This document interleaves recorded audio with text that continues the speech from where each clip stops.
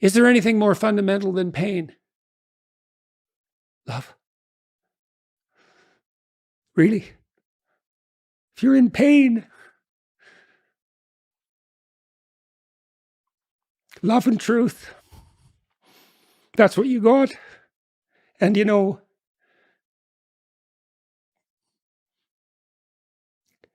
if they're more powerful than pain, maybe they're the most real things. Why is the feminine represented as chaos? My feminist friends often question that part of your teaching. What is the archetypal role of women who do not feel inclined toward traditional modes of being? Well, we could answer the first question first. There is no archetypal role of women, or not a simple archetypal role of women who do not feel inclined toward traditional modes of being, because the archetype is the tradition. So that's a contradiction in terms, essentially. Why is the feminine represented as chaos? Well, let's throw something back at your feminist friends. Why is the masculine represented as order by feminists? I mean, let's address that question initially. So it seems to be a foregone conclusion that the patriarchy is represented with masculine symbols, and it seems equally a foregone conclusion that the patriarchy is order. So if the masculine symbolism is used by feminists themselves to represent order, what is left for the feminine to be represented by? Order? Well, that's already taken. And the reason your feminist friends object to it is, well, I would say fundamentally, there's two reasons. Is they object to everything and they don't understand it and they don't notice their own behavior.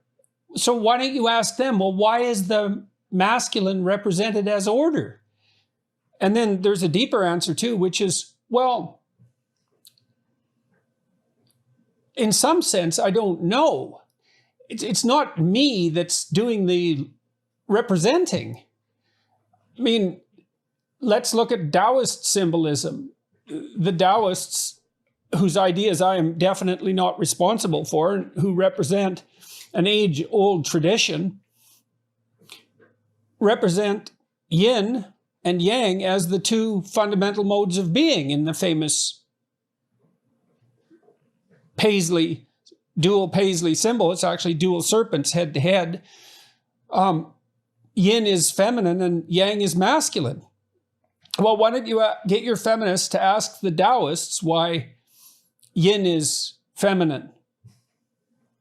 Now, the reason is, as far as I can tell, is that the feminine challenges the masculine.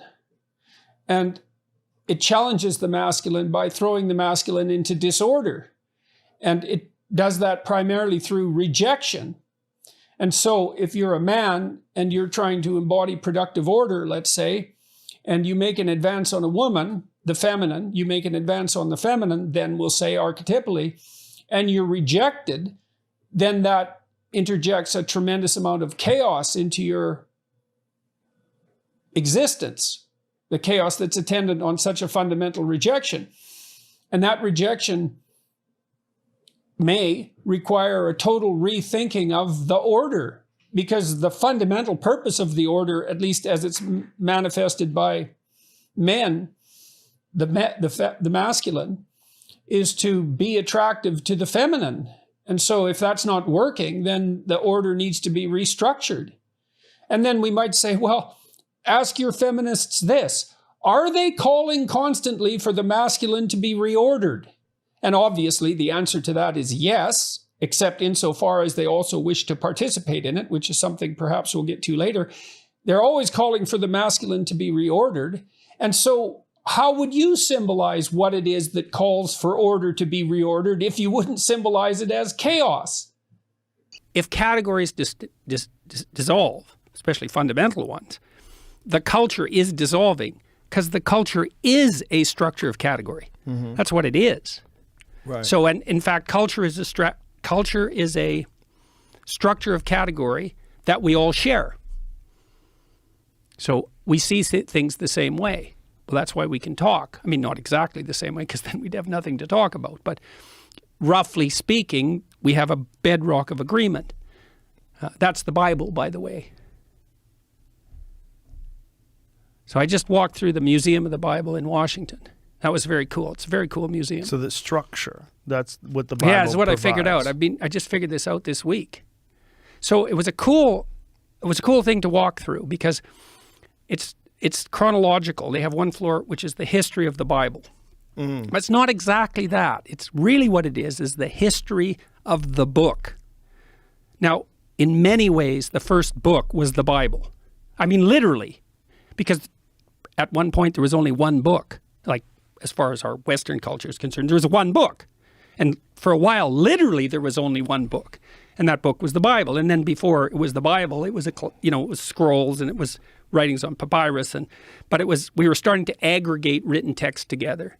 And it went through all sorts of technological transformations, and then it became books that everybody could buy, the book everybody could buy. And the first one of those was the Bible. And then it became all sorts of books that everybody could buy. But all those books, in some sense, emerged out of that underlying book. And that book itself, the Bible isn't a book, it's a library. It's a collection of books. Because that's part of the message now. Human beings, we're a cancer on the planet. We're headed for an environmental apocalypse. The entire historical structure is nothing but atrocity, etc., etc. Anyone with any ethical aim whatsoever is just going to pull back. You don't want to manifest any ambition, support the patriarchal structure, exploit the environment. You've got to crush yourself down. You shouldn't even have any children. It's like, no. There's no excuse for that. There's zero excuse for that. I saw a professor at an event, something like this. He came out and trumpeted this bloody environmentally friendly house he built. And, fair enough, man. It was a pretty interesting house. But not everybody had the $4 million that it took him to build it. And I'm not criticizing his money even. It's like, he's had some money. Good for him. He built a house. Okay. But then to trumpet that as a moral virtue, well, you're pushing it there. And then he came out to all the kids and he said, my wife and I decided that we were only going to have one child. And I think that's one of the most ethical things we could have possibly done. And I would strongly encourage you to do the same. I thought, you son of a bitch.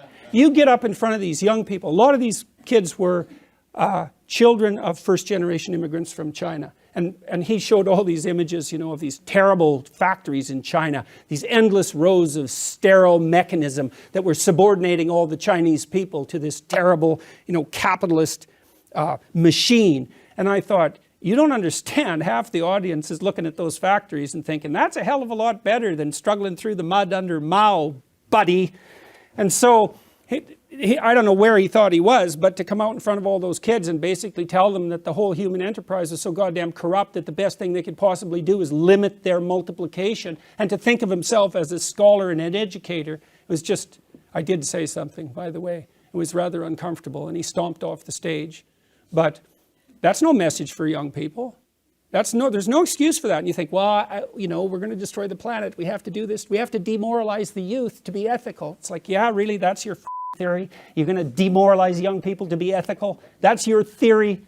It's like, you should go home and think about that for like a year. And I'm passionate about this, because you have no idea how many people that's killing. You have no idea. I see people everywhere, all over the world. They're so demoralized, especially young people, especially young people with a conscience, because they've been told since they were little that there's nothing to them but corruption and power. It's like, how the hell do you expect them to react? Well, I shouldn't do anything then, So, leave us alone, you centralizers of power, you worshippers of Gaia, you sacrificers of the wealth and property of others, you would-be planetary saviors, you Machiavellian pretenders and virtue signalers, objecting to power, all the while you gathered around you madly. Leave us alone, to prosper or not, as a result of our own choices, as a result of our own actions, in the exercise of our own requisite and irreducible responsibility. Leave us alone, or reap the whirlwind and watch the terrible destruction of what you purport to save in consequence.